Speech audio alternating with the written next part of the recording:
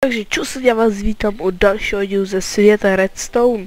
Já to nebudu zdržovat a jdeme na to poněkud rychlej začátek, ale to nevadí. Tak, dnes si postavíme pístové dveře. Tak, jdeme na to. Tak, postavíme si bránu takhle 3x3 bloky. Tady ten vynecháme, přičemž 3x3x3. Je to jasno? Tak, sem dáme 2 bloky a sem dáme pistony. Takhle. Ano, takhle. Teď sem kurva dáme torčku. Nad ní dáme blok a nad ní redstone. Tak, vidíte, že to funguje, ale to není zdaleko všechno. Tak, teď tady na ten blok vykopeme 2 bloky pod něj.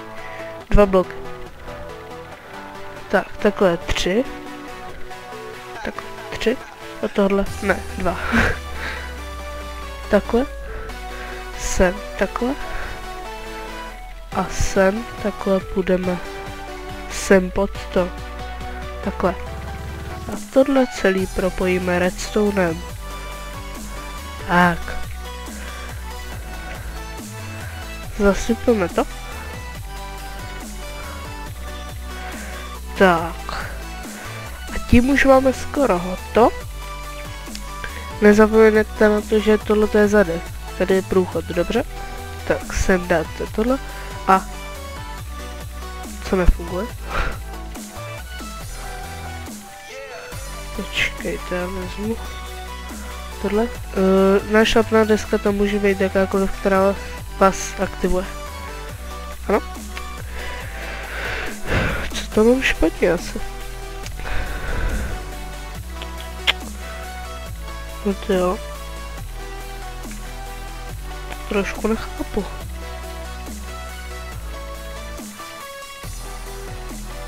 Tak.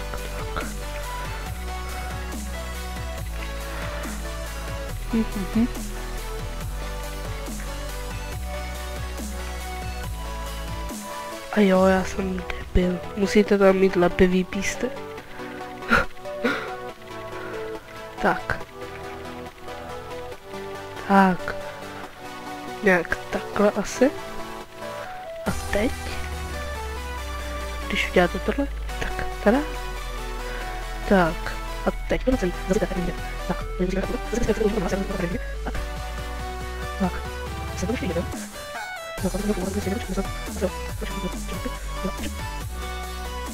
Tak. A takhle si tady můžete udělat nádherný vstup.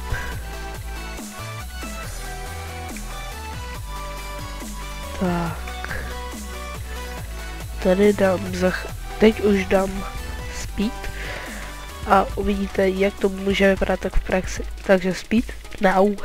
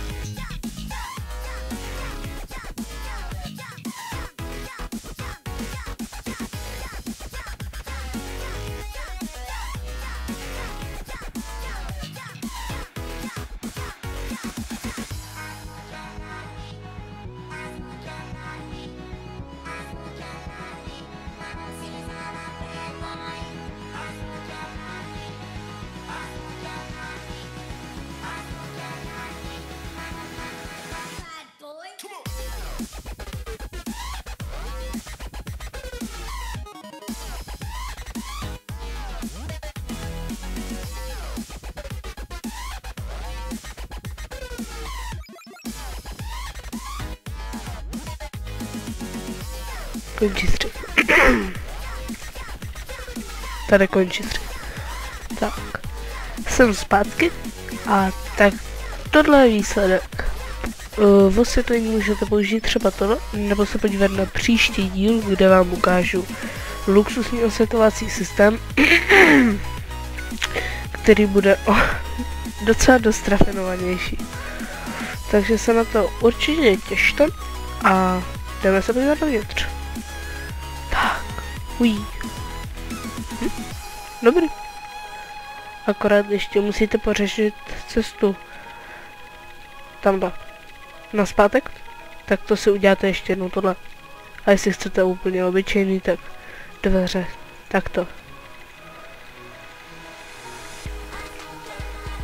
Takto dveře.